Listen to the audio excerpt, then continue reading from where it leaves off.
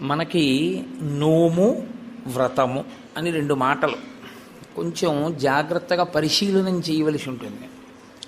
నోము అన్న మాట స్త్రీలకి సంబంధించి ఉంటుంది సాధారణంగా. వ్రతము అన్న మాట దంపతులకు సంబంధించి ఉంటుంది. దంపతులకు సంబంధించి ఉంటుంది కాబట్టి వివాహానంతరము మాత్రమే వ్రతములు ఉంటాయి. నోములు వివాహపూర్వము ఉంటాయి, వివాహానంతరము ఉంటాయి. వివాహపూర్వము నోము చేసుకునే ముందు దాని ఫలసిద్ధికి చేయవలసినది ఏది అంటే ఆడపిల్ల తల్లిదండ్రులకు నమస్కరించి తండ్రి గారి అనుమతి తీసుకుని నోము చేయాలి. వివాహానంతరము ఆడపిల్ల నోము చేస్తే భర్త గారి పాదములకు నమస్కరించి భర్త అనుమతి తీసుకుని చెయ్యాలి. స్కాంద పురాణంలో దీని మీద ఒక పెద్ద ఆఖ్యానం ఒకటి ఉంది. ఒక వ్యక్తికి